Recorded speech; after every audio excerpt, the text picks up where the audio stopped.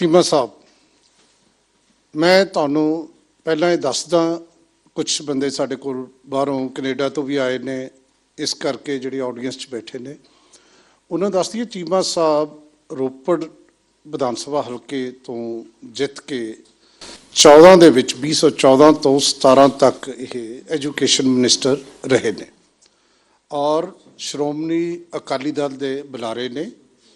ਬਹੁਤ ਘੱਟ ਦੇਖਣ ਨੂੰ ਮਿਲਿਆ ਕਿ MBS ਡਾਕਟਰ ਹੋਵੇ ਤੇ ਪੋਲਿਟਿਕਸ 'ਚ ਹੋਵੇ। ਅਸੀਂ ਲਗਾਤਾਰ ਗੱਲ ਕਰ ਰਹੇ ਹਾਂ ਨਾ ਕਿ ਜੀ ਪੜ੍ਹੇ ਲਿਖੇ ਲੋਕ ਆਉਣੇ ਚਾਹੀਦੇ ਨੇ, ਤੇ ਇਹ ਡਾਕਟਰ ਸਾਹਿਬ ਨੇ ਜਿਹੜੀ ਆਪਣੀ ਮੈਡੀਕਲ ਲਾਈਫ ਜਿਹੜੀ ਹੈ ਆਮ ਸਾਡੀ ਸੁਸਾਇਟੀ ਦੇ ਵਿੱਚ ਤੁਹਾਨੂੰ ਪਤਾ ਹੈ ਇੱਕ ਪੜ੍ਹੇ ਲਿਖੇ ਡਾਕਟਰ, ਤੇ ਜਦੋਂ ਇਹ ਆਏ ਇਸ ਫੀਲਡ ਦੇ ਵਿੱਚ ਪੋਲਿਟਿਕਸ 'ਚ ਡਾਕਟਰ ਦੀ ਵੀ ਕਮੀ ਸੀ, ਲੇਕਿਨ ਇਹਨੇ ਦਿੱਤੀ ਪੋਲਿਟਿਕਸ ਨੂੰ।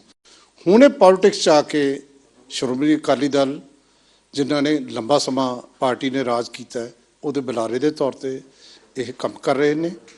ਚੀਮਾ ਸਾਹਿਬ, ਮੇਰਾ ਪਹਿਲਾ ਸਵਾਲ, ਅੱਜ ਕੋਈ ਇਸ ਤਰ੍ਹਾਂ ਦੀ ਗੱਲ ਨਹੀਂ ਮੈਂ ਕਰਨੀ, ਮੈਂ ਸਿਰਫ ਤੇ ਸਿਰਫ ਇਲੈਕਸ਼ਨ ਨੂੰ ਮੁੱਖ ਰੱਖ ਕੇ ਗੱਲ ਕਰਨੀ ਹੈ। ਮੇਰਾ ਪਹਿਲਾ ਸਵਾਲ ਹੈ ਕਿ ਤੁਸੀਂ ਅਜਿਹਾ ਕੀਤਾ ਕੀ ਹੈ ਲੋਕਾਂ ਲਈ, ਪੰਜਾਬ ਦੇ ਲੋਕਾਂ ਲਈ, ਜਿਹੜਾ ਤੁਹਾਨੂੰ ਲਗਾਤਾਰ ਤੁਸੀਂ ਕੋਸ਼ਿਸ਼ ਕਰ ਰਹੇ ਹੋ ਦੁਬਾਰਾ ਚੁਣਨ? ਹੁਣ ਤੱਕ ਕੀ ਕੀਤਾ ਤੁਸੀਂ? ਦੇਖੋ, ਗੱਲ ਇਹ ਹੈ ਕਿ ਵਾਲੀਆ ਸਾਹਿਬ ਸਹੀ ਮਾਇਨਿਆਂ ਦੇ ਵਿੱਚ ਜੇ ਹੁਣ ਤੱਕ ਪੰਜਾਬ ਵਾਸਤੇ ਕੁਝ ਕੀਤਾ ਹੈ ਤਾਂ ਕੀਤਾ ਹੀ ਸ਼੍ਰੋਮਣੀ ਅਕਾਲੀ ਦਲ ਨੇ ਹੈ। ਤੁਸੀਂ ਬਾਕੀ ਮੇਰੇ ਤੋਂ ਬਾਅਦ ਹੋਣਗੇ ਤੇ ਉਹਨਾਂ ਨੂੰ ਪੁੱਛਣਾ ਕਿ ਤੁਸੀਂ ਦੱਸੋ ਕਿ ਇਹਦੇ ਵਾਸਤੇ ਕੀ ਕੀਤਾ, ਕਿਉਂਕਿ ਪਾਰਟੀਸ਼ਨ ਤੋਂ ਲੈ ਕੇ ਜਿੰਨੇ ਪੰਜਾਬ ਦੇ ਮੁੱਦੇ ਜੀ ਉਹਦੇ ਵਾਸਤੇ ਜੇ ਕਿਸੇ ਨੇ ਸੰਘਰਸ਼ ਕੀਤਾ ਉਹ ਸ਼੍ਰੋਮਣੀ ਅਕਾਲੀ ਦਲ। ਜੇ ਪੰਜਾਬੀ ਸੂਬੇ ਮੋਰਚੇ ਵਾਸਤੇ ਕਿਸੇ ਨੇ ਕੰਮ ਕੀਤਾ ਉਹ ਵੀ ਸ਼੍ਰੋਮਣੀ ਅਕਾਲੀ ਦਲ ਸੀ। ਜੇ ਪਾਣੀ ਦੀ ਬੇਇਨਸਾਫੀ ਪੰਜਾਬ ਦੇ ਨਾਲ ਹੋਈ ਤੇ ਉਹਦੇ ਖਿਲਾਫ ਕਪੂਰੀ ਦਾ ਮੋਰਚਾ ਲੱਗਿਆ ਤੇ ਉਹ ਵੀ ਸ਼੍ਰੋਮਣੀ ਅਕਾਲੀ ਦਲ ਸੀ।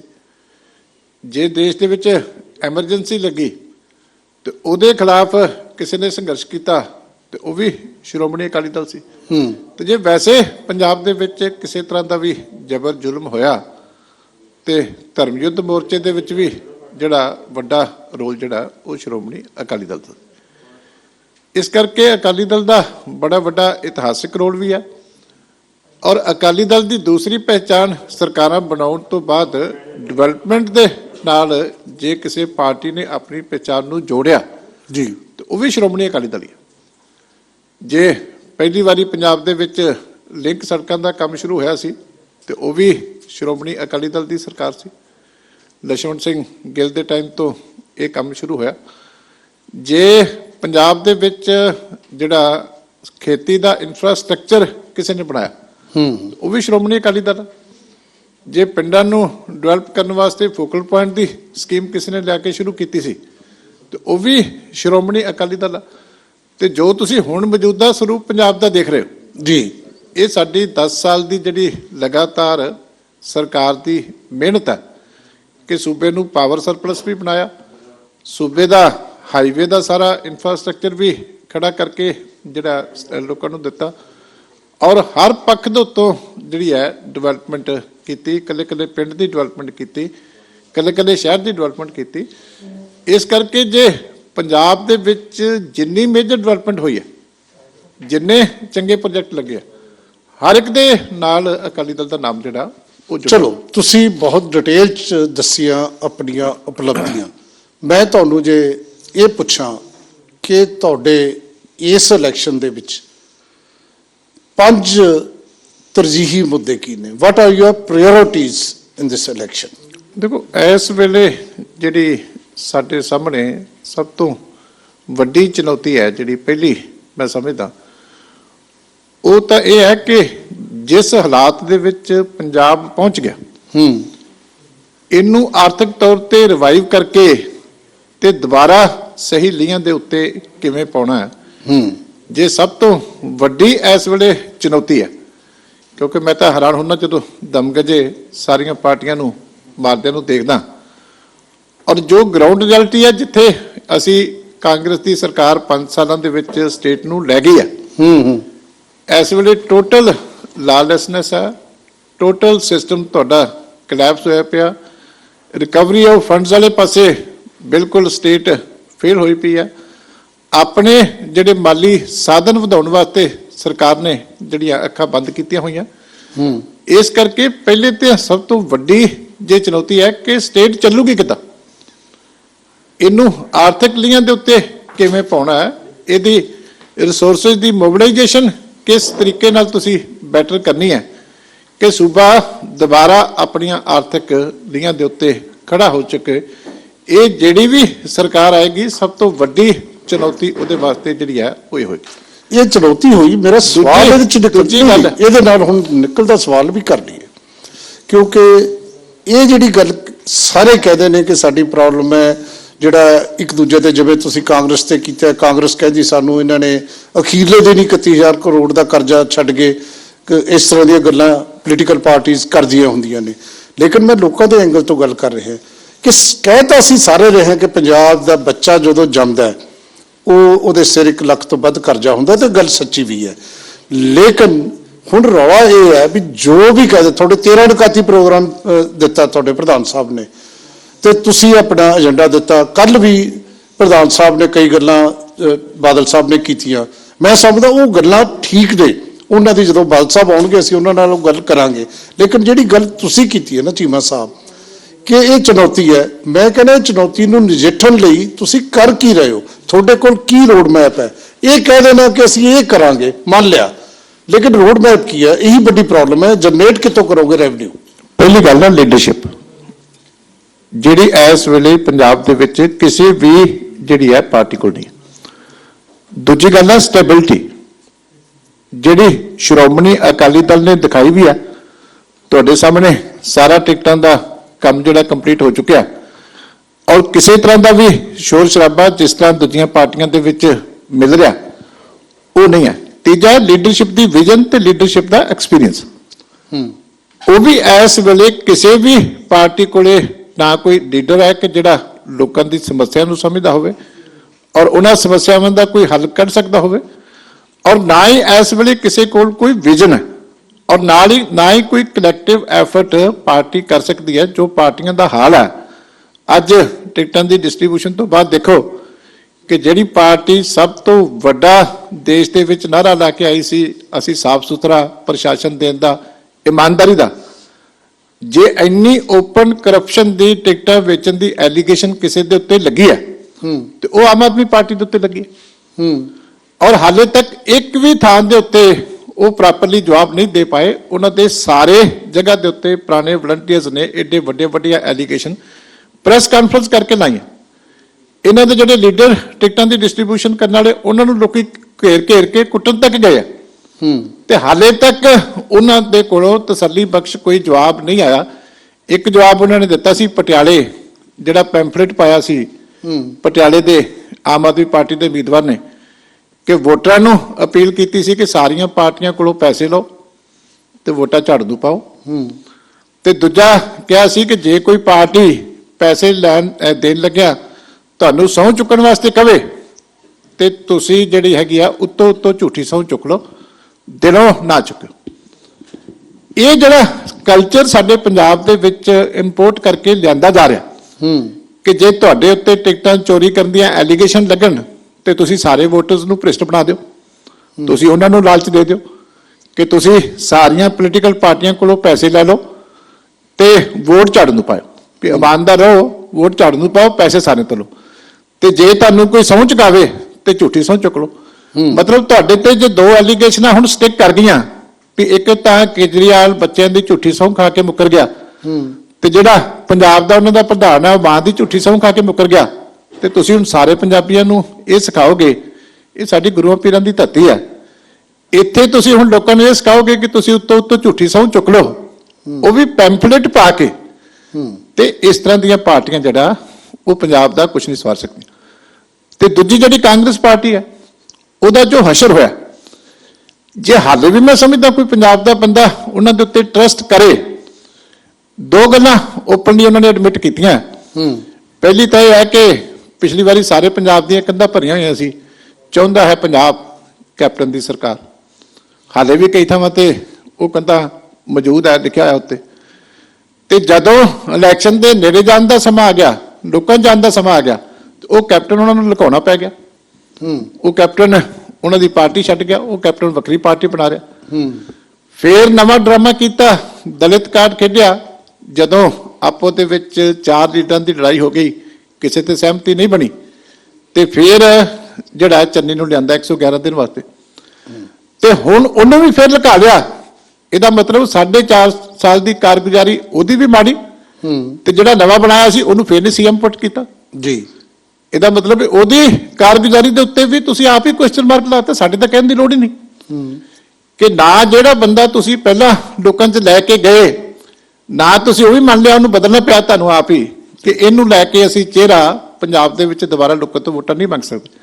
ਜਿਹੜਾ ਨਵਾਂ ਦਿੱਤਾ ਸੀ, ਘੱਟੋ ਘੱਟ ਉਹਨੂੰ ਤਾਂ ਦੁਬਾਰਾ ਲੋਕਾਂ ਦੇ ਸਾਹਮਣੇ ਪੇਸ਼ ਕਰੋ ਕਿ ਇਹ ਸਾਡਾ ਦੁਬਾਰਾ ਮੁੱਖ ਮੰਤਰੀ ਦਾ ਚਿਹਰਾ ਹੋਏਗਾ। ਤੇ ਹੁਣ ਉਹਨੂੰ ਵੀ ਲਗਾ ਲਿਆ। ਹੁਣ ਕਹਿੰਦੇ ਜੀ ਹਾਲੇ ਕਲੈਕਟਿਵ ਲੀਡਰਸ਼ਿਪ ਹੋਊਗੀ, ਫਿਰ ਬਾਅਦ ਦੇ ਵਿੱਚ ਦੇਖਾਂਗੇ ਜੀ।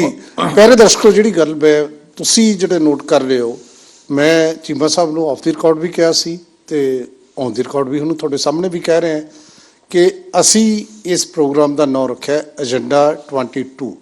ਅਸੀਂ ਗੱਲ ਮੁੱਦਿਆਂ ਤੇ ਕਰਨੀ ਚਾਹੁੰਦੇ ਹਾਂ। ਮੈਨੂੰ ਚੀਮਾ ਸਾਹਿਬ ਬਹੁਤ ਵਾਰ ਲੱਗਿਆ ਹੈ ਕਿ ਇਹ ਗੱਲਾਂ ਤੁਸੀਂ ਕਰਨੀਆਂ ਤੁਹਾਡਾ ਬਣਦਾ ਹੈ, ਤੁਹਾਡਾ ਫਰਜ਼ ਹੈ। ਤੁਸੀਂ ਪਾਰਟੀ ਦੇ ਬੁਲਾ ਰਹੇ ਹੋ, ਜਾਂ ਇੱਕ ਦੂਜੇ ਨੂੰ ਜੇ ਨਹੀਂ ਤੁਸੀਂ ਕੱਟੋਗੇ ਤੇ ਤੁਸੀਂ ਵੋਟਾਂ 'ਚ ਕਿਵੇਂ ਜਾਓਗੇ। ਪਰ ਸਾਡਾ ਮਸਲਾ ਇਹ ਹੈ, ਅਸੀਂ ਲੋਕਾਂ ਦੇ ਬੁਲਾ ਰਹੇ ਹਾਂ। ਅਸੀਂ ਲੋਕਾਂ ਦੇ ਜਿਹੜੇ ਮੁੱਦੇ ਨੇ, ਅਸੀਂ ਚਾਹੁੰਦੇ ਹਾਂ ਕਿ ਉਹ ਮੁੱਦਿਆਂ ਤੋਂ ਧਿਆਨ ਡਾਇਵਰਟ ਨਾ ਹੋਵੇ। ਤੁਸੀਂ ਇਹਨਾਂ ਨੂੰ ਨਿੰਦੋ। ਮੈਂ ਹਾਲੇ ਤੱਕ ਤੁਹਾਨੂੰ ਪਿਛਲੀ ਵਾਰ ਦੀ ਕੋਈ ਸਵਾਲ ਨਹੀਂ ਕੀਤਾ ਕਿ ਬੇਅਦਬੀ ਦੇ ਮਾਮਲੇ 'ਚ ਜਾਂ ਨਸ਼ਿਆਂ ਦੇ ਮਾਮਲੇ ਦੇ ਵਿੱਚ। ਹੋ ਸਕਦਾ ਅੱਗੇ ਜਾ ਕੇ ਆਪਾਂ ਉੱਥੇ ਵੀ ਗੱਲ ਕਰੀਏ, ਪਰ ਮੈਂ ਤੁਹਾਨੂੰ ਇੱਕ ਸਵਾਲ ਕੀਤਾ ਸੀ, ਮੈਂ ਦੁਬਾਰਾ ਉੱਥੇ ਲੈ ਕੇ ਆਉਣਾ ਕਿਉਂਕਿ ਉਹਦੇ ਨਾਲ ਤੁਹਾਨੂੰ ਵੋਟਾਂ ਮਿਲਣੀਆਂ ਨੇ। ਉਹ ਹੈ ਤੁਹਾਡੇ 5 ਐਸੇ ਤਰਜੀਹੀ ਮੁੱਦੇ ਕਿ ਜਿਨ੍ਹਾਂ ਦੇ ਨਾਂ ਤੇ ਤੁਸੀਂ ਲੋਕਾਂ ਨੂੰ ਕਹੋ ਕਿ ਇਸ ਵਾਰ ਸਾਨੂੰ ਫਿਰ ਮੌਕਾ ਦਿਓ, ਅਸੀਂ ਇਹ ਕੰਮ ਕਰਾਂਗੇ। ਉਹ ਮੁੱਦਿਆਂ ਦੀ ਗੱਲ ਕਰੀਏ ਆਪਾਂ। ਨਹੀਂ, ਮੇਰਾ ਮਤਲਬ ਇਹ ਹੈ ਕਿ ਤੁਸੀਂ ਕੀ ਸਮਝਦੇ ਹੋ ਕਿ ਕਰਪਸ਼ਨ ਮੁੱਦਾ ਨਹੀਂ ਹੋਣਾ? ਨਹੀਂ ਹੈ, ਤੁਸੀਂ ਕਹੋ। ਮੈਂ ਕਦੋਂ ਕਹਿੰਦਾ ਸਟੇਬਲ ਗਵਰਨਮੈਂਟ ਮੁੱਦਾ ਨਹੀਂ ਹੋਣਾ? ਬਿਲਕੁਲ ਹੈ। ਇਸ ਵਾਰੀ ਜੇ ਏਜੰਡਾ 2022 ਦੀ ਇਲੈਕਸ਼ਨ ਦਾ ਸਭ ਤੋਂ ਵੱਡਾ ਕੋਈ ਲੋਕਾਂ ਵਾਸਤੇ ਹੈ ਤੇ ਉਹ ਹੈ ਸਟੇਬਲ ਗਵਰਨਮੈਂਟ ਜੀ। ਮੈਂ ਕਿਹਾ ਸੀ ਲੀਡਰਸ਼ਿਪ ਕੌਣ ਪ੍ਰੋਵਾਈਡ ਕਰੂਗਾ? ਕਿ ਕਿਹੜੀ ਪਾਰਟੀ ਹੈ ਜਿਹੜੀ ਕਲੇਮ ਕਰਦੀ ਕਿ ਸਾਡੇ ਕੋਲ ਕੋਈ ਲੀਡਰ ਹੈ ਜਿਹਦਾ ਕੋਈ ਵਿਜ਼ਨ ਹੈ, ਜਿਹੜਾ ਪੰਜਾਬ ਨੂੰ ਸਮਝਦਾ ਜਾਂ ਜਿਹਨੇ ਪਿੱਛੇ ਕੁਝ ਕਰਕੇ ਦਿਖਾਇਆ ਜੀ। ਤੇ ਉਹਦੀ ਡਿਟੇਲ ਹੀ ਤੁਹਾਨੂੰ ਮੈਂ ਦੇ ਰਿਹਾ ਸੀ ਕਿ ਜਿਹੜੇ ਉਹਦੀ ਡਿਟੇਲ ਮੈਂ ਮੰਗ ਰਿਹਾ। ਚਲੋ ਜਿਹੜੇ ਮਾਰਦੇ ਆ, ਜੇ ਕਰਪਟ ਹੋ ਗਏ ਕੇਜਰੀਵਾਲ, ਤੁਸੀਂ ਗੁੱਸਾ ਕਿਉਂ ਕਰਦੇ ਹੋ? ਨਹੀਂ ਮੈਂ ਕੇਜਰੀਵਾਲ ਗੁੱਸਾ ਕਰੇ, ਕੇਜਰੀਵਾਲ ਕਰੇ, ਮੈਨੂੰ ਕੀ ਲੋੜ ਹੈ? ਤੁਹਾਨੂੰ ਤੁਸੀਂ ਕਿਉਂ ਗੁੱਸਾ ਕਰਦੇ ਹੋ? ਨਹੀਂ ਮੈਂ ਨਹੀਂ ਕਰ ਰਿਹਾ। ਉਹਦੇ ਤੇ ਇਤਰਾਜ਼ ਲਾ ਰਿਹਾ, ਉਹ ਗੁੱਸਾ ਕਰੇ। ਹਾਂਜੀ, ਉਹ ਤਾਂ ਐਕਸੈਪਟ ਕਰੀ ਜਾ ਰਿਹਾ ਹੁਣ ਸਾਰੀ ਚੀਜ਼ਾਂ, ਕਿਉਂਕਿ ਉਹਨੂੰ ਪਤਾ ਵੀ ਇਹ ਚੀਜ਼ਾਂ ਹੁਣ ਲੁਕਾਈਆਂ ਨਹੀਂ ਜਾ ਸਕਦੀਆਂ। ਤੇ ਇਸ ਕਰਕੇ ਉਹਨੇ ਤਾਂ ਨਵਾਂ ਢੰਗ ਤਰੀਕਾ ਲੱਭ ਲਿਆ, ਵੋਟਰਾਂ ਨੂੰ ਕਹਿਣ ਲੱਗ ਗਿਆ ਵੀ ਪੈਸੇ ਲਓ ਤੁਸੀਂ। ਚੀਮਾ ਸਾਹਿਬ, ਮੇਰਾ ਪੁਆਇੰਟ ਫਿਰ ਇਗਨੋਰ ਹੋ ਗਿਆ। ਚੀਮਾ ਸਾਹਿਬ, ਮੇਰਾ ਪੁਆਇੰਟ ਫਿਰ ਇਗਨੋਰ ਹੋ ਰਿਹਾ ਹੈ। ਜਿਹੜੀ ਤੁਸੀਂ ਵਿਜ਼ਨ ਦੀ ਗੱਲ ਕਰ ਰਹੇ ਹੋ, ਉਹੀ ਮੈਂ ਪੁੱਛ ਰਿਹਾ ਕਿ ਤੁਸੀਂ ਉਹ ਦੱਸੋ ਤੁਹਾਡੇ ਕੋਲ ਵਿਜ਼ਨ ਕੀ ਹੈ। ਪਹਿਲਾਂ ਕਿਹਾ ਕਿ ਪਹਿਲੀ ਜਿਹੜੀ ਹੈਗੀ ਹੈ ਸਾਡੀ ਪੰਜਾਬ ਨੂੰ ਆਰਥਿਕ ਲੀਹਾਂ ਦੇ ਉੱਤੇ ਲੈ ਕੇ ਜਾਣਾ। ਕਿਵੇਂ? ਉਹਦੇ ਵਾਸਤੇ ਜਿਹੜੇ ਸੂਬੇ ਦੇ ਵਿੱਚ ਵੱਡੇ ਡਾਕੇ ਵੱਜ ਰਹੇ ਆ, 5600 ਕਰੋੜ ਦਾ ਰੈਵਨਿਊ ਲਾਸ ਕਿਸੇ ਹੋਰ ਨੇ ਐਲੀਗੇਸ਼ਨ ਨਹੀਂ ਲਾਈ ਸੀ, ਪੰਜਾਬ ਦੇ ਉਸ ਵੇਲੇ ਦੇ ਚੀਫ ਸੈਕਟਰੀ ਨੇ ਲਾਈ ਸੀ, ਕੈਬਨਿਟ ਦੀ ਮੀਟਿੰਗ ਦੇ ਵਿੱਚ ਲਾਈ ਸੀ। ਕੈਬਨਿਟ ਦੇ ਵਜ਼ੀਰ ਬਾਈਕਾਟ ਕਰਕੇ ਬਾਹਰ ਚਲੇ ਗਏ ਸੀ। ਜਦੋਂ ਉੱਥੇ ਰੈਵਨਿਊ ਮੋਬਿਲਾਈਜੇਸ਼ਨ ਦੀ ਗੱਲ ਕੀਤੀ ਜਾ ਰਹੀ ਸੀ ਤੇ ਉਹਨੇ ਕਿਹਾ ਸੀ ਕਿ ਕੁਝ ਨਹੀਂ ਹੋ ਸਕਦਾ, ਤੁਹਾਡੇ ਸਾਰੇ ਮਿਨਿਸਟਰ ਜਿਹੜੀ ਜਿੰਨੀ ਸਾਡਾ ਰੈਵਨਿਊ ਹੈ ਇਹ ਬਲੈਕ ਦੇ ਵਿੱਚ ਸਾਰੀ ਸ਼ਰਾਬ ਡਿਸਟਿਲਰੀ ਤੋਂ ਸਿੱਧੀ ਘਰਾਂ ਤੱਕ ਪਹੁੰਚ ਰਹੀ ਆ। 5600 ਕਰੋੜ ਦਾ ਸਾਡਾ ਰੈਵਨਿਊ ਲਾਸ ਹੋ ਗਿਆ। ਜਿੰਨੀ ਦੇਰ ਤੱਕ ਤੁਸੀਂ ਇਹਨੂੰ ਕੰਟਰੋਲ ਨਹੀਂ ਕਰਦੇ ਉਨੀ ਦੇਰ ਤੱਕ ਸਟੇਟ ਦਾ ਕੁਝ ਨਹੀਂ ਹੋ ਸਕਦਾ ਜੀ। ਇਹ ਉਸ ਵੇਲੇ ਦੇ ਚੀਫ ਸੈਕਟਰੀ ਦੀ ਐਲੀਗੇਸ਼ਨ ਸੀ। ਮਿਨਿਸਟਰ ਪਹਿਲੀ ਵਾਰੀ ਸੀ ਕਿ ਚੀਫ ਸੈਕਟਰੀ ਬੈਠਾ ਰਹਿ ਗਿਆ, ਮਿਨਿਸਟਰ ਸਾਰੇ ਬਾਈਕਾਟ ਕਰ ਗਏ। ਉਸ ਤੋਂ ਬਾਅਦ ਕਿੰਨਾ ਰੌਲਾ ਪਿਆ, ਕਿੰਨਾ ਵਿਵਾਦ ਖੜਾ ਹੋਇਆ, ਚੀਫ ਸੈਕਟਰੀ ਦੇ ਖਿਲਾਫ ਕਿੰਨੇ ਐਮਐਲਏ ਦੇ ਬਿਆਨ ਦਿੱਤੇ। ਅਖੀਰ ਤੇ ਪਰਦੇ ਦੇ ਨਾਲ ਚੀਫ ਸੈਕਟਰੀ ਨੂੰ ਹਟਾਇਆ ਗਿਆ, ਉਹਨੂੰ ਇੱਕ ਹੋਰ ਮਹਿਕਮੇ ਦਾ ਵੱਡੇ ਦਾ ਚੇਅਰਮੈਨ ਲਾਤਾ ਗਿਆ ਕਿ ਰੌਲਾ ਵੀ ਨਾ ਪਵੇ। ਬਿਲਕੁਲ ਠੀਕ ਹੈ। ਤੇ ਫਿਰ ਸਮਝੌਤਾ ਹੋ ਗਿਆ। ਜਿਹੜਾ 5600 ਕਰੋੜ ਦਾ ਰੈਵਨਿਊ ਲਾਸ ਸੀ ਉਹਦਾ ਦੱਸੋ ਕੀ ਬਣਿਆ? 3 ਸ਼ਰਾਬ ਦੀਆਂ ਜਾਲੀ ਫੈਕਟਰੀਆਂ, ਇੱਕ ਤੁਹਾਡੇ ਪਟਿਆਲੇ ਫੜੀ ਗਈ। ਕਿੰਨੀ ਵਾਰੀ ਹੋ ਚੁੱਕਿਆ, ਅੱਗੇ ਤੇ ਭੱਠੀ ਫੜੀ ਜਾਂਦੀ ਸੀ ਕਿਤੇ ਸ਼ਰਾਬ ਦੀ, ਹੁਣ ਇਸ ਸਰਕਾਰ ਦੇ ਰਾਜ ਦੇ ਵਿੱਚ ਜਿਹੜੀ ਅੰਗਰੇਜ਼ੀ ਸ਼ਰਾਬ ਦੀਆਂ ਫੈਕਟਰੀਆਂ ਫੜੀਆਂ ਜਾ ਰਹੀਆਂ ਔਰ ਕਿੰਨਾ ਰੌਲਾ ਪਿਆ ਉਹਦੇ ਉੱਤੇ ਕਿ ਡੀਐਨਏ ਜਿਹੜਾ ਹੈਗਾ ਈਐਨਏ ਜਿਹੜਾ ਹੈਗਾ ਇਹ ਡਿਸਟਿਲਰੀ ਦੇ ਵਿੱਚੋਂ ਲੀਕ ਹੋ ਕੇ ਬਾਹਰ ਜਾਂਦਾ। ਉਹਦੇ ਵਾਸਤੇ ਕਿੰਨੀਆਂ ਵੱਡੀਆਂ ਗਾਈਡਲਾਈਨਸ ਬਣੀਆਂ, ਕਿੰਨੀਆਂ ਕਮੇਟੀਆਂ ਬਣੀਆਂ ਤੇ ਅਖੀਰ ਤੇ ਰਿਜ਼ਲਟ ਕੀ ਨਿਕਲ ਗਿਆ ਕਿ ਪਹਿਲਾਂ ਈਐਨਏ ਮਿਲਦਾ ਸੀ ਚੋਰੀ ਬਾਹਰ ਢਾਬਿਆਂ ਤੋਂ ਤੇ ਉਸ ਤੋਂ ਬਾਅਦ ਰਾਜਪੁਰੇ ਦੇ ਪੁਲਿਸ ਸਟੇਸ਼ਨ ਤੋਂ ਮਿਲਣ ਲੱਗਿਆ। ਤੁਹਾਡੇ ਸਾਹਮਣੇ ਸਰਬਜੀਤ ਸਿੰਘ ਉੱਥੇ ਦਾ ਏਐਸਆਈ ਇਹਨਾਂ ਨੇ ਡਿਸਮਿਸ ਕੀਤਾ ਕਿ ਹੁਣ ਈਐਨਏ ਜਿਹੜਾ ਹੈਗਾ ਉਹ ਸਿੱਧਾ ਥਾਣਿਆਂ ਦੇ ਵਿੱਚ ਵਿਕਣ ਲੱਗ ਗਿਆ। ਇਸ ਕਰਕੇ ਜੇ ਸਰਕਾਰਾਂ ਇੰਨੀ ਥੱਲੇ ਕਰਪਸ਼ਨ 'ਚ ਇਸ ਤਰੀਕੇ ਡੁੱਬ ਜਾਣਗੀਆਂ ਕਿ ਮਿਨਿਸਟਰਾਂ ਦੇ ਉੱਤੇ ਏਡੇ ਏਡੇ ਵੱਡੇ ਸਕੈਂਡਲਾਂ ਦੇ ਇਲਜ਼ਾਮ ਲੱਗਣਗੇ, ਜਿਹੜੇ ਰੈਵਨਿਊ ਦੇ ਸਾਰੇ ਸੋਰਸਸ ਆ ਇਹਨਾਂ ਨੂੰ ਤੁਸੀਂ ਇਸ ਤਰੀਕੇ ਆਪਣੀ ਨਿੱਜੀ ਪ੍ਰਾਪਰਟੀ ਸਮਝ ਲਓਗੇ ਕਿ ਕੋਈ ਮਿਨਿਸਟਰ ਰੇਤਾ ਦੇ ਵਿੱਚ ਫਸਿਆ ਹੋਇਆ, ਕੋਈ ਮਿਨਿਸਟਰ ਸ਼ਰਾਬ ਦੇ ਵਿੱਚ ਫਸਿਆ ਹੋਇਆ ਔਰ ਤੁਹਾਡਾ ਚੀਫ ਸੈਕਟਰੀ ਤੁਹਾਡੀ ਕੈਬਨਿਟ ਦੇ ਮੀਟਿੰਗ ਦੇ ਵਿੱਚ ਏਡੀਆਂ ਵੱਡੀਆਂ ਗੰਭੀਰ ਐਲੀਗੇਸ਼ਨਾਂ ਲਾ ਰਿਹਾ, ਤੁਸੀਂ ਸ਼ਰਮ ਦੇ ਮਾਰੇ ਕੈਬਨਿਟ ਦਾ ਬਾਈਕਾਟ ਕਰਕੇ ਤਾਂ ਚਲੇ ਜਾਂਦੇ ਹੋ ਪਰ ਉਹਦਾ ਸੋਲੂਸ਼ਨ ਨਹੀਂ ਲੱਭਦੇ ਤੇ ਇਹਦੇ ਨਾਲ ਸਟੇਟ ਥੱਲੇ ਗਈ। ਆ ਕਿੰਨੇ ਹੈਲਥ ਦੇ ਵਿੱਚ ਕਿੰਨੇ ਵੱਡੇ ਸਕੈਂਡਲ ਹੋਏ। ਕੱਲੇ ਮਿਨਿਸਟਰ ਚੇਂਜ ਕਰਕੇ ਤੇ ਕੱਲੀ ਗੱਲ ਨਹੀਂ ਬਣ ਜਾਂਦੀ ਕਿ ਤੁਸੀਂ ਇਲੈਕਸ਼ਨ ਆ ਗਈ ਤੇ ਚਿਹਰੇ ਚੇਂਜ ਕਰ ਦਿਓ ਕਿਸੇ ਤੇ ਐਕਸ਼ਨ ਨਾ ਲਓ। ਅੱਜ ਸਾਧੂ ਸਿੰਘ ਧਰਮਸੋਤ ਤੁਹਾਡੇ ਗੁਆਂਢੀ ਪਟਿਆਲੇ ਦਾ ਹੀ ਤੁਹਾਡਾ ਮੰਤਰੀ ਆ, ਕੀ ਬਣਿਆ ਬੱਚਿਆਂ ਦੇ ਸਕਾਲਰਸ਼ਿਪ ਦਾ? ਮੰਤਰੀ ਚੇਂਜ ਹੋ ਗਿਆ, ਗੱਲ ਖਤਮ ਹੋ ਗਈ। ਇਸ ਕਰਕੇ ਜਿੱਡੀ ਵੱਡੀ ਕਰਪਸ਼ਨ ਹੋਈ ਹੈ ਇਹਨੂੰ ਕਰਪਸ਼ਨ ਨੂੰ ਖਤਮ ਕਰਨਾ, ਇਹਦੇ ਨਾਲ ਪਹਿਲੀ ਤੇ ਜਿਹੜੇ ਆਪਣੇ ਸੋਰਸਸ ਆ ਉਹਨਾਂ ਨੂੰ ਟੈਪ ਕਰਨਾ, ਫਿਰ ਐਡੀਸ਼ਨਲ ਸੋਰਸਸ ਕ੍ਰੀਏਟ ਕਰਨੇ ਜੀ।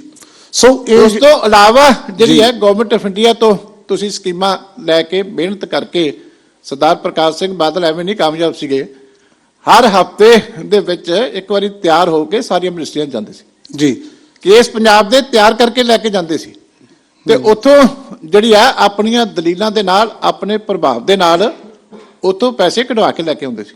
ਪੈਸਾ ਕਿਤੇ ਵੀ ਕੋਈ ਜਮ੍ਹਾਂ ਨਹੀਂ ਹੁੰਦਾ, ਪੈਸਾ ਮੈਨੇਜ ਕਰਨਾ ਪੈਂਦਾ ਸਟੇਟ ਦਾ, ਲੇਕਿਨ ਉਹਦੇ ਵਾਸਤੇ ਕੋਈ ਪਰਸਨੈਲਿਟੀ ਚਾਹੀਦੀ ਹੁੰਦੀ ਆ, ਕੋਈ ਬੰਦਾ ਚਾਹੀਦਾ ਹੁੰਦਾ। ਜੇ ਇੱਥੇ ਮਹਿਲਾਂ ਦੇ ਵਿੱਚੋਂ ਸਰਕਾਰਾਂ ਚੱਲਣਗੀਆਂ, ਫਾਰਮ ਹਾਊਸਿਸ ਤੋਂ ਸਰਕਾਰਾਂ ਚੱਲਣਗੀਆਂ, ਉੱਥੇ ਪਾਰਟੀਆਂ ਤਾਂ ਚੰਗੀਆਂ ਹੋ ਸਕਦੀਆਂ ਪਰ ਲੋਕਾਂ ਨੂੰ ਚੰਗਾ ਪ੍ਰਸ਼ਾਸਨ ਜਿਹੜਾ ਉਹ ਨਹੀਂ ਮਿਲ ਸਕਦਾ। ਜੀ ਚੀਮਾ ਸਾਹਿਬ, ਵੈਸੇ ਮੈਂ ਦਰਸ਼ਕਾਂ ਨੂੰ ਉਹਨਾਂ ਦੀ ਜਾਣਕਾਰੀ ਲਈ ਦੱਸਾਂ, ਚੀਮਾ ਸਾਹਿਬ ਨੇ ਸਭ ਤੋਂ ਵੱਡਾ ਮੁੱਦਾ ਜਿਹੜਾ ਉਭਾਰਿਆ ਉਹ ਹੈ ਕਰਪਸ਼ਨ ਨੂੰ ਰੋਕਣ ਦਾ, ਮਾਫੀਆ ਨੂੰ ਰੋਕਣ ਦਾ। ਜਿਵੇਂ ਇਹਨਾਂ ਨੇ ਜ਼ਿਆਦਾ ਜ਼ਿਕਰ ਕੀਤਾ ਹੈ ਸ਼ਰਾਬ ਮਾਫੀਏ ਦਾ, ਜਾਂ ਇਹਦੇ ਨਾਲ ਹੀ ਬਹੁਤ ਸਾਰੇ ਗੱਲਾਂ ਜਿਹੜੀਆਂ ਰੇਤ ਮਾਫੀਏ ਦੀਆਂ ਹੁੰਦੀਆਂ ਨੇ।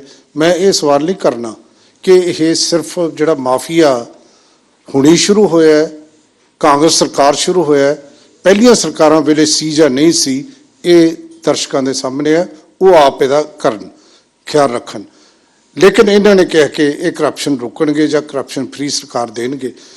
ਮੈਂ ਤੁਹਾਨੂੰ ਇਹ ਦੱਸਣਾ ਚਾਹੁੰਦਾ, ਅੱਜ ਹੀ ਸਰਦਾਰ ਸੁਖਬੀਰ ਸਿੰਘ ਬਾਦਲ ਨੇ ਜਿਹੜੀ ਗੱਲ ਕਹੀ ਹੈ, ਮੈਂ ਤੁਹਾਨੂੰ ਪਹਿਲਾਂ ਵੀ ਕਿਹਾ ਸੀ ਕਿ ਉਹਨਾਂ ਦੇ ਇਹ ਕਹਿਣ ਵਾਲਾ ਕੰਮ ਕਿ ਜਨਰੇਸ਼ਨ ਅਸੀਂ ਰੈਵਨਿਊ ਦੀ ਕਰਨੀ ਕਿਵੇਂ ਹੈ। ਫਾਰ ਐਗਜ਼ਾਮਪਲ ਮੈਂ ਇੱਕ ਐਗਜ਼ਾਮਪਲ ਦਿੰਦਾ, ਬਾਦਲ ਸਾਹਿਬ ਦੇ ਮੁਤਾਬਕ ਅਸੀਂ ਕਣਕ ਤੇ ਮੱਕੀ ਇਹ ਦੋਨਾਂ ਤੋਂ ਇਥਨੋਲ ਜਿਹੜਾ ਹੈ ਤਿਆਰ ਕਰਾਂਗੇ। ਇਹਦੇ ਨਾਲ ਕੀ ਹੋਏਗਾ ਕਿ ਕਿਸਾਨਾਂ ਨੂੰ ਲਾਹੇਵੰਦੀ ਜਿਹੜੀ ਗੱਲ ਚੀਮਾ ਸਾਹਿਬ ਉਹਨਾਂ ਨੇ ਕਹੀ ਹੈ। ਦੂਜੀ ਗੱਲ ਉਹਨਾਂ ਨੇ ਇਹ ਵੀ ਕਹੀ ਕਿ ਸਾਨੂੰ ਲੋਕਾਂ ਨੂੰ, ਕਿਉਂਕਿ ਐਗਰੀਕਲਚਰ ਸਟੇਟ ਹੈ ਇਹ, ਕਿ ਸਾਨੂੰ ਲੋੜ ਹੈ ਜਿਹੜੀ ਐਗਰੋ ਵੇਸਟ ਇੰਡਸਟਰੀ ਦੀ। ਕੱਲ ਉਹਨਾਂ ਨੇ ਕਿਹਾ ਕੋਆਪਰੇਟਿਵ ਬੈਂਕ ਤੋਂ ਅਸੀਂ ਜਿਹੜਾ ਹੈ ਵਿਆਜ ਮੁਕਤ ਕਰਜ਼ਾ ਦੇਵਾਂਗੇ ਜੇ ਸਾਡੀ ਸਰਕਾਰ ਆਉਂਦੀ ਹੈ। ਇਹ ਸੀ ਇਸ ਤਰ੍ਹਾਂ ਦੇ ਵਿਜ਼ਨ ਦਾ ਮੇਰਾ ਪੁਆਇੰਟ ਸੀ ਜਿਹੜੀ ਗੱਲ। ਚਲੋ ਆਪਾਂ ਥੋੜਾ ਹੋਰ ਅੱਗੇ ਵਧਦੇ ਹਾਂ ਇਸ ਗੱਲ ਨੂੰ। ਮੈਂ ਅਸਲ ਤੁਸੀਂ ਵਿਜ਼ਨ ਦੀ ਜਦੋਂ ਗੱਲ ਕੀਤੀ, ਮੈਂ ਪਹਿਲਾਂ ਜਿਹੜੇ ਆਲਰੇਡੀ ਸੋਰਸਸ ਆ ਉਹਨਾਂ ਨੂੰ ਟੈਪ ਕਰਨਾ ਪ੍ਰੋਪਰਲੀ, ਉਹਨਾਂ ਦੀ ਲੀਕੇਜ ਰੋਕਣਾ, ਦੂਜਾ ਰਿਸੋਰਸ ਮੋਬਿਲਾਈਜੇਸ਼ਨ। ਯੈਸ, ਇਹ ਤੇ ਇਹੀ ਮੇਰੇ ਪੁਆਇੰਟ ਤੇ ਹੁਣ ਸੀ, ਕਿਉਂਕਿ ਅਸੀਂ ਇਹ ਚਾਹੁੰਦੇ ਹਾਂ ਕਿ ਲੋਕ ਜਿਹੜੇ ਨੇ ਨਾ ਇਹ ਸੋਚ ਕੇ ਵੋਟ ਪਾਉਣ ਕਿ ਕਿਹੜੀ ਸਰਕਾਰ ਹੁਣ ਉਹਨਾਂ ਨੂੰ ਘੱਟੋ ਘੱਟ ਕਰਜ਼ੇ ਚੋਂ ਕਿੰਨਾ ਕੁ ਕਰਜ਼ੇ ਤੋਂ ਮੁਕਤ ਕਰੇਗੀ ਤੇ ਅਗਲੇ ਪਾਸੇ ਕਿੰਨਾ ਕੁ ਜਿਹੜਾ ਰਿਸੋਰਸ ਜਨਰੇਟ ਕਰਕੇ ਜਿਹੜਾ ਹੈ ਰੁਜ਼ਗਾਰ ਦੇ ਮੌਕੇ ਦੇਗੀ। ਹੁਣ ਮੈਂ ਦੋ ਗੱਲਾਂ ਜਿਹੜੀਆਂ ਆਮ ਤੌਰ ਤੇ ਅਸੀਂ ਪੁੱਛਦੇ ਹਾਂ ਪੱਤਰਕਾਰ ਲੋਕ ਕਿ ਹੈਲਥ ਔਰ ਐਜੂਕੇਸ਼ਨ, ਇਹ ਦੋ ਹੀ ਸਾਡੇ ਵੱਡੇ ਮੁੱਦੇ ਨੇ। 100% ਤੇ ਤੁਸੀਂ ਤਾਂ ਹੈਲਥ ਦੇ ਬੰਦੇ ਵੈਸੇ ਵੀ ਰਹੇ ਹੋ, ਐਜੂਕੇਸ਼ਨ ਮਿਨਿਸਟਰ ਰਹੇ ਹੋ। ਇਹ ਜਿਹੜੀ ਤਰਜੀਹ ਹੈ ਇਹਦੇ ਲਈ ਤੁਹਾਡੀ ਆਪਣੀ ਵੱਖਰੀ ਨੀਤੀ ਹੈ ਐਜੂਕੇਸ਼ਨ ਦੀ।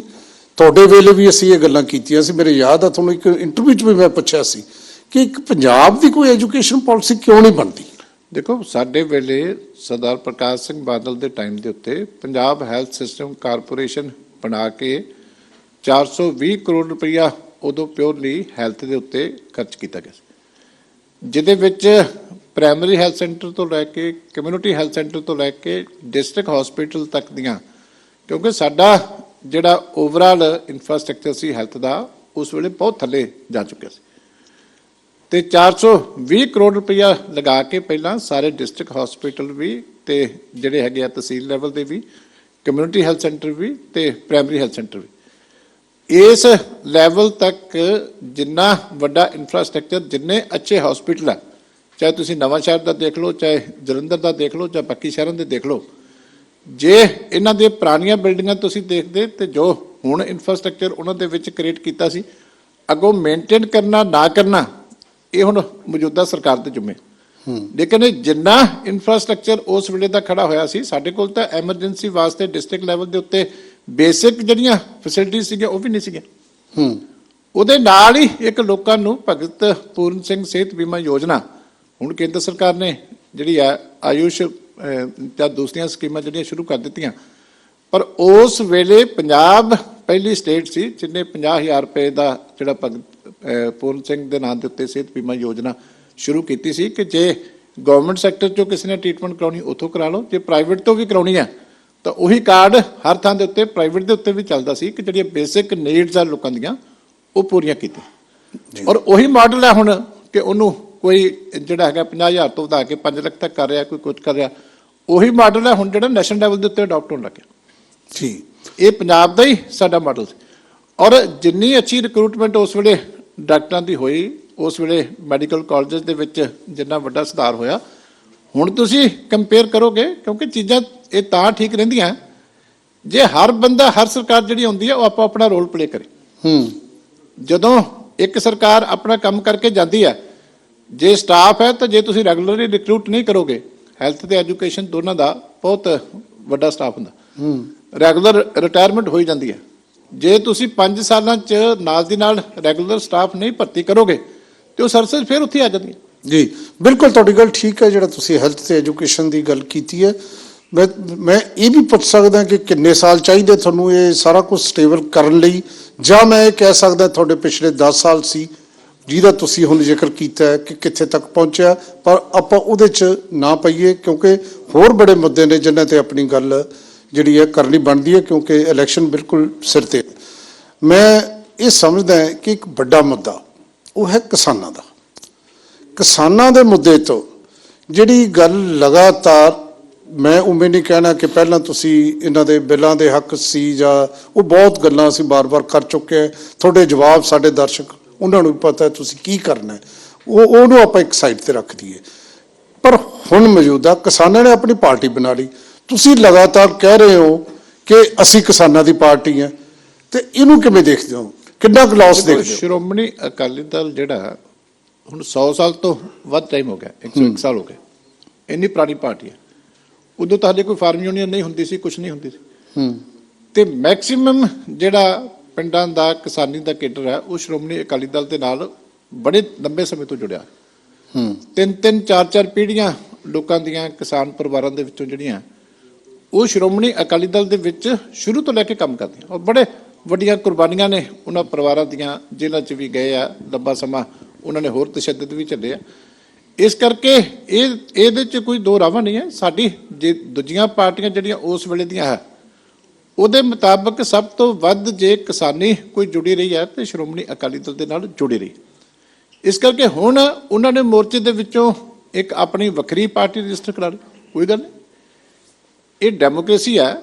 ਲੇਕਿਨ ਸ਼੍ਰੋਮਣੀ ਅਕਾਲੀ ਦਲ ਦੇ ਵਿੱਚ ਜਿੱਥੇ ਕਿਸਾਨੀ ਹੈ ਉੱਥੇ ਸਾਰੇ ਵਰਗ ਬਾਕੀ ਵੀ ਹੈ, ਸਾਰੇ ਧਰਮਾਂ ਦੇ ਲੋਕ ਵੀ ਹੈ। ਇਹ ਨਹੀਂ ਹੈ ਕਿ ਸਾਡੇ ਨਾਲ ਇਕੱਲੇ ਕਿਸਾਨ ਹੈ, ਕਿਸਾਨ ਬਹੁਤ ਗਿਣਤੀ ਕਿਸਾਨਾਂ ਦੀ ਹੈ, ਲੇਕਿਨ ਸਾਡੇ ਨਾਲ ਵਪਾਰੀ ਵੀ ਨੇ, ਸਾਡੇ ਵਿੱਚ ਇੰਡਸਟਰੀਸਟ ਵੀ ਨੇ, ਦਲਿਤ ਵਰਗ ਬਹੁਤ ਵੱਡੀ ਗਿਣਤੀ ਦੇ ਵਿੱਚ ਹੈ, ਪਛੜੀਆਂ ਸ਼੍ਰੇਣੀਆਂ। ਸ਼੍ਰੋਮਣੀ ਅਕਾਲੀ ਦਲ ਜਿਹੜਾ ਉਹ ਸਾਰੇ ਵਰਗਾਂ ਦੀ ਪਾਰਟੀ ਹੈ, ਕਿਉਂਕਿ ਜਿਹੜੀ ਪੋਲੀਟੀਕਲ ਪਾਰਟੀ ਹੁੰਦੀ ਹੈ ਉਹ ਇਕੱਲੀ ਇੱਕ ਖਿੱਤੇ ਦੀ ਨਹੀਂ ਹੋ ਸਕਦੀ, ਉਹਦੇ 'ਚ ਸਾਰੀਆਂ ਹੀ ਜਿਹੜੇ ਹਰ ਤਰ੍ਹਾਂ ਦੇ ਲੋਕ ਸ਼ਾਮਲ ਹੈ। 1 ਸਾਲ ਪੁਰਾਣਾ ਹੀ ਹੈ, ਲਗਾਤਾਰ ਇਹਦੇ ਤੇ ਲੋਕਾਂ ਦਾ ਵਿਸ਼ਵਾਸ ਚਲੋ ਵੱਧਦਾ ਗਿਆ। ਇਹਦੇ ਚ ਸਾਰਿਆਂ ਦਾ ਇਹਦੇ ਚ ਯੋਗਦਾਨ ਹੈ। ਜੀ ਜੀ ਚੀਮਾ ਪਰ ਖੇਤੀ ਨਾਲ ਸੰਬੰਧਿਤ ਹੋਣ ਕਰਕੇ ਪੁਰਾਣਾ ਜਿਹੜਾ ਰੂਰਲ ਸਾਡਾ ਕੇਡਰ ਜ਼ਿਆਦਾ ਹੁੰਦਾ ਸੀ, ਇਸ ਕਰਕੇ ਕਿਸਾਨੀ ਦੇ ਅੱਜ ਵੀ ਸਾਡੀ ਗਿਣਤੀ ਜਿਹੜੀ ਖੇਤੀ ਨਾਲ ਜੁੜੇ ਲੋਕਾਂ ਦੀ ਬਹੁਤ ਜ਼ਿਆਦਾ।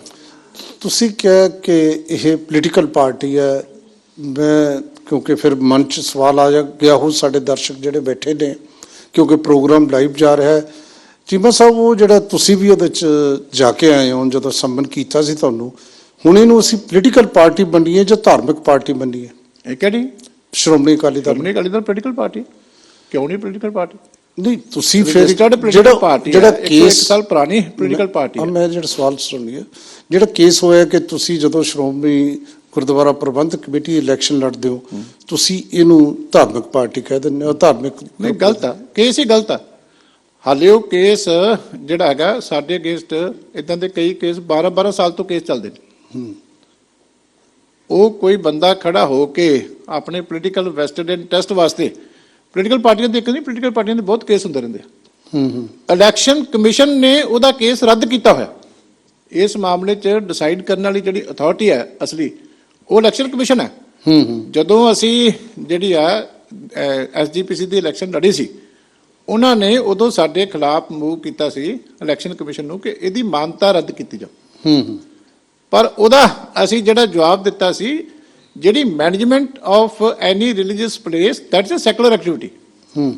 ਤੁਸੀਂ ਸਿੱਖ ਹੋ, ਤੁਸੀਂ ਮੁਲਾਜ਼ਮ ਵੀ ਹੋ ਸਕਦੇ ਹੋ, ਤੁਸੀਂ ਕਿਸੇ ਪਾਰਟੀ ਦੇ ਵੀ ਹੋ ਸਕਦੇ ਹੋ, ਪਰ ਨਾਲ ਤੁਹਾਨੂੰ ਇਹ ਵੀ ਹੱਕ ਹੈ ਕਿ ਤੁਸੀਂ ਆਪਣੇ ਗੁਰਦੁਆਰੇ ਦੇ ਜੇ ਪ੍ਰਧਾਨ ਬਣਨਾ ਚਾਹੋ ਜਾਂ ਗੁਰਦੁਆਰੇ ਦੇ ਵਿੱਚ ਕੋਈ ਸੇਵਾ ਕਰਨੀ ਚਾਹੋ ਪ੍ਰਬੰਧਕੀ, ਤੇ ਕਰ ਸਕਦੇ ਹੋ ਜੀ। ਜੇ ਕੋਈ ਹਿੰਦੂ ਹੈ, ਉਹ ਕੋਈ ਮੁਲਾਜ਼ਮ ਵੀ ਹੋ ਸਕਦਾ, ਕਿਸੇ ਪੋਲੀਟੀਕਲ ਪਾਰਟੀ ਦਾ ਵੀ ਹੋ ਸਕਦਾ, ਪਰ ਉਹਨੂੰ ਹੱਕ ਹੈ ਕਿ ਜੇ ਉਹ ਮੰਦਿਰ ਦੇ ਵਿੱਚ ਉੱਥੇ ਨਾਲ ਕੋਈ ਸਹਿਯੋਗ ਕਰਨਾ ਚਾਹਵੇ ਆਪਣੇ ਮਹੱਲੇ ਦੇ ਵਿੱਚ ਜਾਂ ਕਿਸੇ ਧਾਰਮਿਕ ਸਥਾਨ ਤੇ, ਉਹ ਕਰ ਸਕਦਾ। ਸੁਪਰੀਮ ਕੋਰਟ ਦੀਆਂ ਇੱਕ ਨਹੀਂ ਬਹੁਤ ਸਾਰੀਆਂ ਜੱਜਮੈਂਟ ਜਿਹੜੀ ਡਾਇਰੈਕਸ਼ਨਸ ਨੇ management of a shrine is a secular activity. Management ਹੈ ਜਿਹੜਾ ਧਰਮ ਵਾਲੀ ਸਾਈਡ ਹੈ, ਉਹ ਜਿਹੜੀ ਹੈ ਅਕਾਲ ਤਖਤ ਸਾਹਿਬ ਦੀ ਜਾਂ ਜਿਹੜੇ ਹੈੱਡ ਗ੍ਰੰਥੀ ਨੇ ਸਾਡੇ, ਉਸ ਪੱਖ ਤੋਂ ਹੁੰਦੀ ਹੈ। ਜਿਹੜੀ SGPC ਹੈ ਪ੍ਰਬੰਧਕੀ ਸੰਸਥਾ, ਔਰ ਅੰਡਰ ਦੀ ਐਕਟ ਬਣੀ ਹੈ, ਗੁਰਦੁਆਰਾ ਐਕਟ ਪਾਰਲੀਮੈਂਟ ਦਾ ਐਕਟ ਹੈ ਜੀ।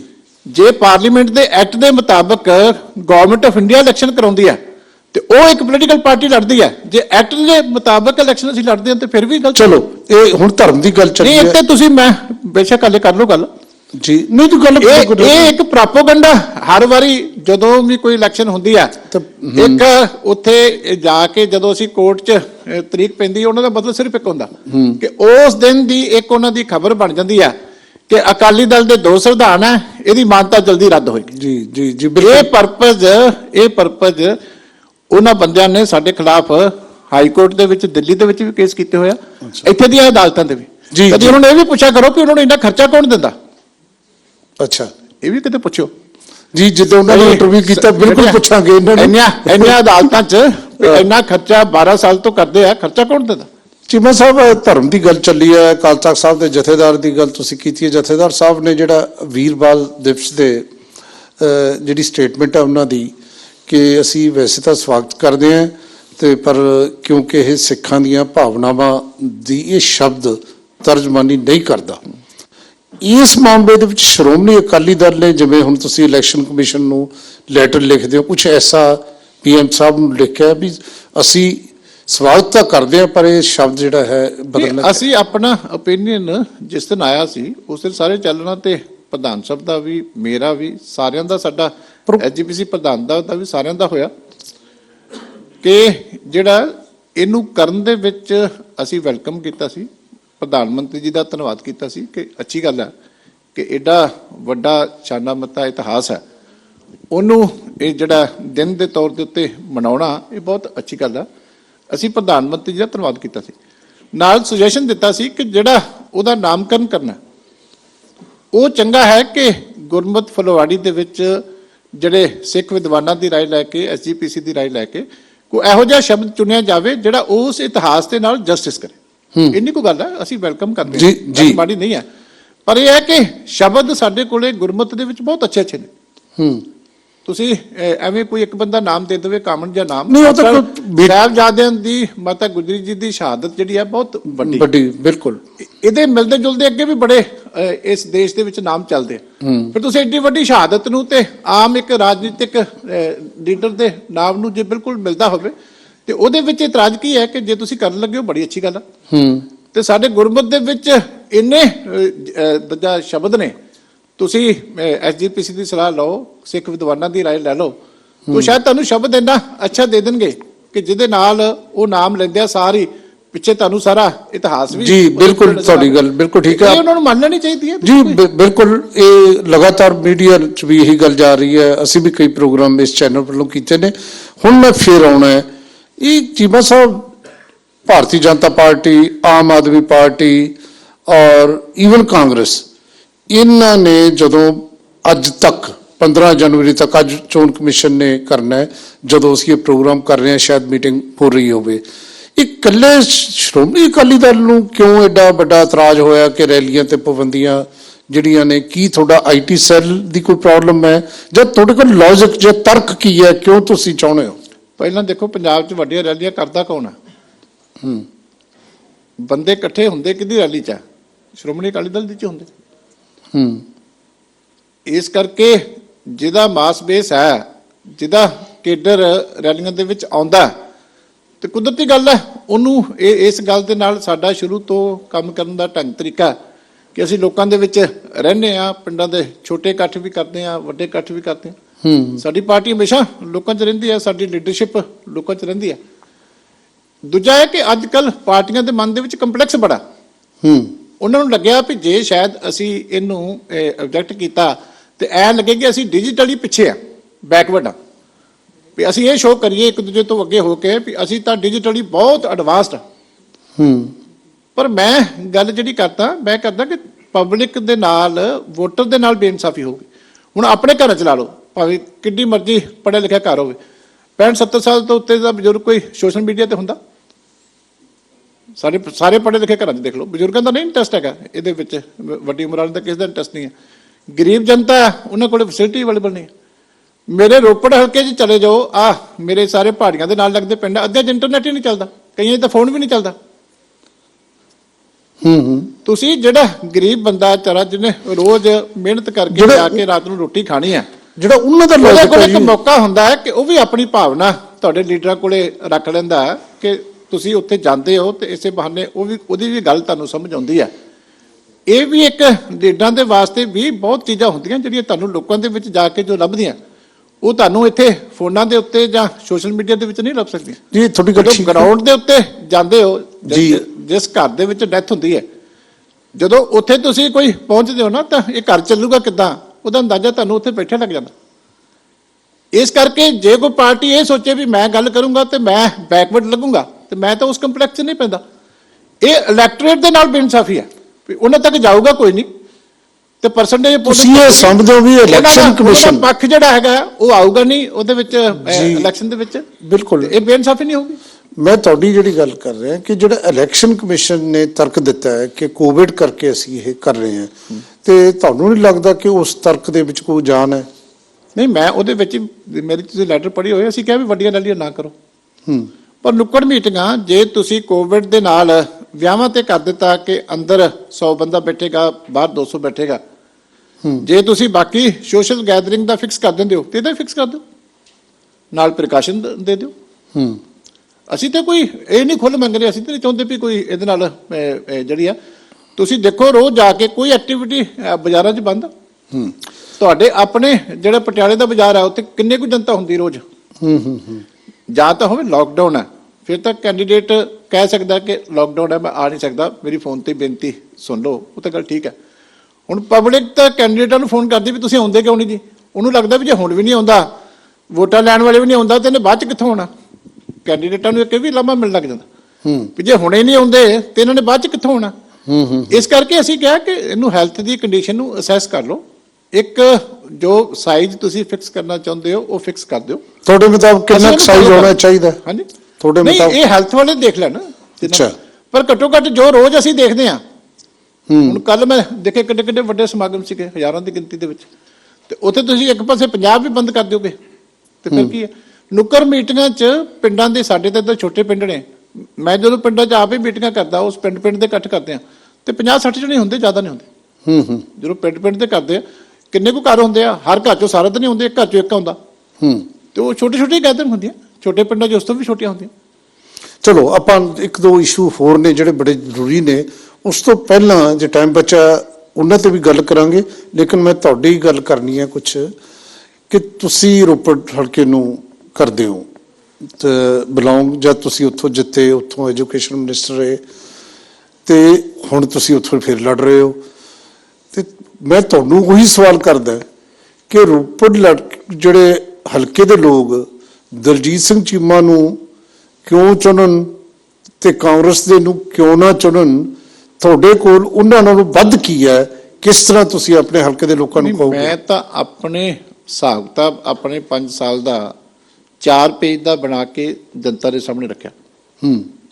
ਟੋਟਲ ਜੋ ਉਹਦੇ ਵਿੱਚ ਰੋਡ ਦਾ ਨੈਟਵਰਕ ਹੈ, ਜੋ ਮੈਂ ਐਜੂਕੇਸ਼ਨ ਦਾ ਕੀਤਾ, ਜੋ ਮੈਂ ਹੈਲਥ ਦਾ ਕੀਤਾ, ਜੋ ਰੋਪੜ ਸ਼ਹਿਰ ਦੇ 100% ਸੀਵਰੇਜ ਵਾਟਰ ਸਪਲਾਈ ਸਾਰਾ ਕੁਝ ਕੀਤਾ, ਜੋ ਬਾਈਪਾਸ ਬਣਾਏ, ਜਿੰਨੀਆਂ ਐਜੂਕੇਸ਼ਨ ਇੰਸਟੀਟਿਊਸ਼ਨ ਨਵੀਆਂ ਖੋਲੀਆਂ, ਸਾਰਾ ਵੇਰਵਾ ਉਹਦਾ ਆਪਣਾ ਮੈਂ ਲੋਕਾਂ ਅੱਗੇ ਦਿੱਤਾ ਕਿ ਇਹ ਮੇਰਾ ਹੈ। ਹੁਣ ਤੁਸੀਂ ਹੁਣ ਵਾਲਿਆਂ ਦਾ ਵੀ ਦੇਖ ਲਿਆ, ਤੇ ਇਹਨੂੰ ਦੋਨਾਂ ਚੀਜ਼ਾਂ ਨੂੰ ਕੰਪੇਅਰ ਕਰ ਲਓ। ਤੁਸੀਂ ਲੋਕਾਂ ਨੂੰ ਇਹ ਕਹਿ ਰਹੇ ਹੋ? ਹਾਂ ਬਿਲਕੁਲ, ਮੈਂ ਨਹੀਂ ਦੇ ਰਿਹਾ, ਆਪਣਾ ਮੇਰਾ ਛਪਿਆ ਹੋਇਆ ਜੀ ਨਾਲ ਦੇ ਰਿਹਾ। ਓਕੇ, ਨਾਲ ਅਸੀਂ ਆਪਣਾ ਪਾਰਟੀ ਦਾ ਏਜੰਡਾ ਦੇ ਰਹੇ, ਨਾਲ ਇਹ ਦੋਨੇ ਚੀਜ਼ਾਂ ਦੇ ਰਹੇ ਕਿ ਇਹ ਮੇਰਾ ਕੰਮ ਹੈ। ਹੁਣ ਵਾਲੇ 5 ਸਾਲ ਵਾਲੇ ਆਉਣਗੇ, ਇਹਨਾਂ ਤੋਂ ਤੁਸੀਂ ਪੁੱਛ ਲਓ, ਦੋਨਾਂ ਨੂੰ ਕੰਪੇਅਰ ਕਰ ਲਓ। ਜੀ ਚਲੋ, ਇਹ ਤਾਂ ਤੁਹਾਡੇ ਹਲਕੇ ਦੀ ਗੱਲ ਹੋਈ। ਹੁਣ ਦੋ ਗੱਲਾਂ ਆਪਾਂ ਹੋਰ ਕਰਨੀਆਂ ਨੇ ਚੀਮਾ ਜੀ। ਇੱਕ ਤਾਂ ਜਿਹੜੀ ਬੜੀ ਵੱਡੀ ਕੰਟਰੋਵਰਸੀ ਹੋਈ, ਹਾਲਾਂਕਿ ਤੁਹਾਡਾ ਵਾਰ-ਵਾਰ ਉੱਥੇ ਸਟੈਂਡ ਆਇਆ, ਪਰ ਅਸੀਂ ਫਿਰ ਵੀ ਅੱਜ ਆਪਣੇ ਇਸ ਪ੍ਰੋਗਰਾਮ 'ਚ ਵੀ ਆਪਣੇ ਜਿਹੜੇ ਦਰਸ਼ਕਾਂ ਨੂੰ ਦੱਸੀਏ 5 ਜਨਵਰੀ ਨੂੰ ਜੋ ਕੁਝ ਹੋਇਆ, ਜਿਸ ਤਰ੍ਹਾਂ ਮੋਦੀ ਸਾਹਿਬ ਗਏ ਉੱਥੋਂ ਵਾਪਸ, ਤੇ ਜਿਵੇਂ ਕਹਿੰਦੇ ਸੀ ਬਹੁਤ ਵੱਡੇ ਪ੍ਰੋਜੈਕਟ ਉਹਨਾਂ ਨੇ ਦੇਣੇ ਸੀ। ਸ਼੍ਰੋਮਣੀ ਅਕਾਲੀ ਦਲ ਦਾ, ਮੈਂ ਇਹ ਨਹੀਂ ਕਹਿੰਦਾ ਕਿ ਜੀ ਉਹ ਮੈਂ ਜਿੰਦਾ ਲੌਟ ਆਇਆ ਉਹਨੂੰ ਤੁਸੀਂ ਕੀ ਕਹਿੰਦੇ ਹੋ, ਜਾਂ ਪਰ ਸ਼੍ਰੋਮਣੀ ਅਕਾਲੀ ਦਲ ਦੇ ਸਟੈਂਡ ਨੂੰ ਤੁਸੀਂ ਉੱਥੇ ਕਿਵੇਂ ਦੱਸਦੇ? ਦੇਖੋ, 5 ਜਨਵਰੀ ਨੂੰ ਪ੍ਰਧਾਨ ਮੰਤਰੀ ਦੀ ਸਿਕਿਉਰਿਟੀ ਬ੍ਰੀਚ ਜਿਹੜੀ ਹੈ ਉਹ ਸਟੇਟ ਦੀ ਜਿਹੜੀ ਹੈ ਉਹਦੇ ਵਾਸਤੇ ਜ਼ਿੰਮੇਵਾਰ ਹੈ। ਸਟੇਟ ਦਾ ਡੀਜੀਪੀ ਜ਼ਿੰਮੇਵਾਰ ਹੈ, ਮੁੱਖ ਮੰਤਰੀ, ਗ੍ਰਹਿ ਮੰਤਰੀ 100% ਜ਼ਿੰਮੇਵਾਰ ਹੈ। ਇਹਦੇ ਤੇ ਕੋਈ ਕੰਪਰੋਮਾਈਜ਼ ਨਹੀਂ ਹੋਣਾ ਚਾਹੀਦਾ। ਇਸ ਗੱਲ ਤੇ ਅਸੀਂ ਬੜੇ ਕਲੀਅਰ ਆ। ਇਹ ਸਟੇਟ ਦੀ ਡਿਊਟੀ ਬਣਦੀ ਹੈ। ਜਦੋਂ ਵੀ ਪ੍ਰਾਈਮ ਮਿਨਿਸਟਰ ਕਿਸੇ ਵੀ ਪਾਰਟੀ ਦਾ ਹੋਵੇ, ਉਹ ਨੇਸ਼ਨ ਦਾ ਪ੍ਰਾਈਮ ਮਿਨਿਸਟਰ ਹੁੰਦਾ, ਜਦੋਂ ਵੀ ਉਹ ਕਿਸੇ ਸਟੇਟ ਦੇ ਵਿੱਚ ਆਉਂਦਾ, ਉਹਨੂੰ ਸਿਕਿਉਰਿਟੀ ਪ੍ਰੋਵਾਈਡ ਕਰਨੀ ਸਟੇਟ ਦੀ ਜ਼ਿੰਮੇਵਾਰੀ। ਇਸ ਕਰਕੇ ਉਹਦੇ 'ਚ ਡੀਜੀਪੀ ਫੇਲ ਹੋਇਆ, ਉਹਦੇ 'ਚ ਹੋਮ ਮਿਨਿਸਟਰ ਫੇਲ ਹੋਇਆ, ਉਹਦੇ 'ਚ ਚੀਫ ਮਿਨਿਸਟਰ ਫੇਲ ਹੋਇਆ। ਉੱਤੇ ਸਖਤ ਕਾਰਵਾਈ ਹੋਣੀ ਚਾਹੀਦੀ ਹੈ। ਜਿਹਦੀ ਵੀ ਜੋ ਬਣਦੀ ਆ, ਕਮੇਟੀ ਬੈਠੀ ਹੈ, ਮਤਲਬ ਕਿ ਇਨਕੁਆਇਰੀ ਕਰੇ। ਉਹ 100% ਜਿਹੜਾ ਇੱਥੋਂ ਤੱਕ ਨੌਬਤ ਨਹੀਂ ਆਉਣੀ ਚਾਹੀਦੀ ਸੀ, ਉਹ ਨਲਾਇਕੀ ਹੈ। ਉਹਦੇ ਨਾਲ ਪੰਜਾਬ ਦਾ ਨਾਮ ਜਿਹੜਾ ਉਹ ਖਰਾਬ ਹੈ। ਇਸ ਕਰਕੇ ਉਹਦੇ ਤੇ ਕੋਈ ਦੋ ਰਾਵਾਂ ਨਹੀਂ ਹੈ। ਅਸੀਂ ਬੜਾ ਸਪਸ਼ਟ ਹੋ ਚੁੱਕਿਆ ਕਿ ਉਹਦੇ ਤੇ ਐਕਸ਼ਨ ਹੋਣਾ ਚਾਹੀਦਾ। ਦੂਜੀ ਗੱਲ ਹੈ ਕਿ ਜਿਹੜਾ ਪ੍ਰਧਾਨ ਮੰਤਰੀ ਜੀ ਨੇ ਅਨਾਉਂਸ ਕਰਨਾ ਸੀ, ਇਹ ਉਹਨਾਂ ਨੂੰ ਵੀ ਬਤੌਰ ਪ੍ਰਾਈਮ ਮਿਨਿਸਟਰ ਸੋਚਣਾ ਚਾਹੀਦਾ ਹੈ ਕਿ ਜੇ ਇਹਨਾਂ ਦੇ ਕੁਝ ਅਫਸਰਾਂ ਨੇ ਜਾਂ ਮੁੱਖ ਮੰਤਰੀ ਨੇ ਜਾਂ ਗ੍ਰਹਿ ਮੰਤਰੀ ਨੇ ਗਲਤੀ ਕੀਤੀ ਆ, ਤਾਂ ਉਹ 'ਚ ਸਟੇਟ ਦਾ ਕੋਈ ਕਸੂਰ ਨਹੀਂ ਹੈ। ਉਹ ਚੀਜ਼ਾਂ ਉਹਨਾਂ ਨੂੰ ਸੇਮ ਡੇ ਉੱਥੇ ਕਰ ਦੇਣੀ ਚਾਹੀਦੀ ਸੀ। ਜੇ ਇੱਥੇ ਉਹ ਨਹੀਂ ਪਹੁੰਚ ਸਕੇ ਤਾਂ ਉਹ ਸਟੇਟ ਦਾ ਹੱਕ ਹੈ। ਸਟੇਟ ਦੇ ਲੋਕਾਂ ਨੇ ਤਾਂ ਨਹੀਂ ਕੋਈ ਉਹਦੇ 'ਚ ਕੋਈ ਸਟੇਟ ਦੇ ਲੋਕਾਂ ਦਾ ਕੋਈ ਕਸੂਰ ਨਹੀਂ। ਪ੍ਰਧਾਨ ਮੰਤਰੀ ਜੀ ਨੂੰ ਬਤੌਰ ਪ੍ਰਧਾਨ ਮੰਤਰੀ ਆਪਣਾ ਜਿਗਰਾ ਰੱਖਣਾ ਚਾਹੀਦਾ।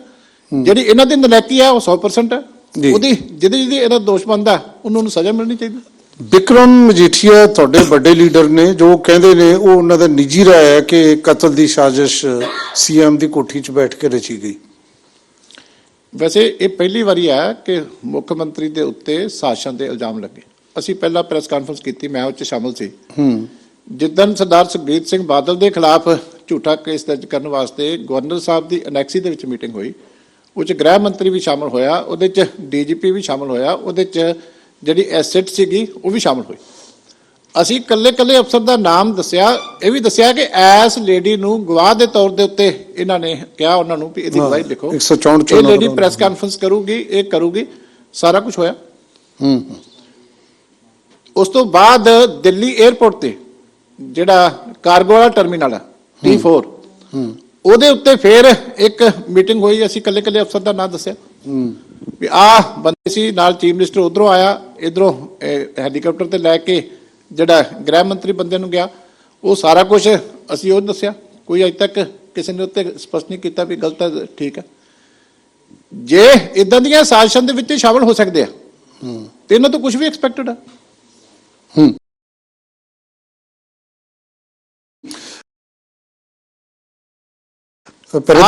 ਆ ਦੋ ਦੇ ਤਾਂ ਮੈਂ ਪ੍ਰੈਸ ਕਾਨਫਰੰਸ ਕੀਤੀ। ਮੈਂ ਇਹੀ ਕਹਿਣਾ ਕਿ ਉਦੋਂ ਮੈਂ ਇਹ ਗੱਲ ਕਹੀ ਸੀ ਵੀ ਸ਼੍ਰੋਮਣੀ ਅਕਾਲੀ ਦਲ ਕੋਲ ਬੜੇ ਸੋਰਸਸ ਨੇ, ਉਹਨਾਂ ਨੂੰ ਤਾਂ ਇਸ ਤਰ੍ਹਾਂ ਵੀ ਪਤਾ ਵੀ ਕਿੱਥੇ ਮੀਟਿੰਗ ਹੋਈ ਹੈ ਤੇ ਕਿੱਥੇ ਜਾਂਦੇ ਜਿਹੜੀਆਂ ਦੋ ਦੱਸੀਆਂ ਉਹਦਾ ਮੈਂ ਕਹਿਤਾ।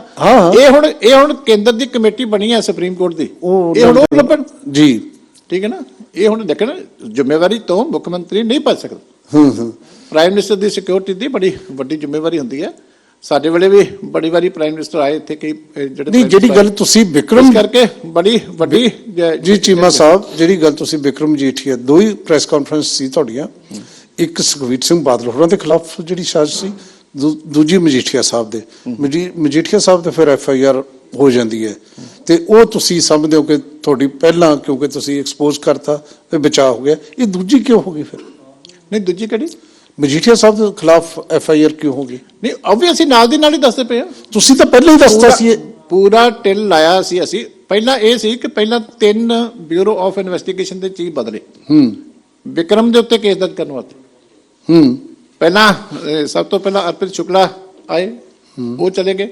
ਉਹਨਾਂ ਤੋਂ ਬਾਅਦ ਅਸਤਾਨਾ ਸਾਹਿਬ ਨੂੰ ਲਾਇਆ ਗਿਆ। ਅਸਤਾਨਾ ਸਾਹਿਬ ਨੇ ਕਿੰਨੇ ਪੇਜ ਦਾ ਰਿਟਨ ਲਿਖ ਕੇ ਇਹਨਾਂ ਨੂੰ ਦੇ ਦਿੱਤਾ ਕਿ ਇਹ ਨਹੀਂ ਹੋ ਸਕਦਾ। ਉਸ ਤੋਂ ਬਾਅਦ ਤੀਸਰਾ ਫਿਰ ਆਇਆ, ਉਹਨੇ ਨਹੀਂ ਕੀਤਾ। ਫਿਰ DGP ਜਿਹੜਾ ਸਿੱਧੂ ਦੀ ਮਰਜ਼ੀ ਦਾ ਲਾਇਆ ਗਿਆ ਕੁਝ ਦਿਨਾਂ ਵਾਸਤੇ, ਜਿਹੜਾ ਕਿ ਬੰਦਾ DGP ਲੱਗਣ ਵਾਸਤੇ ਐਲੀਜੀਬਲ ਨਹੀਂ ਸੀਗਾ।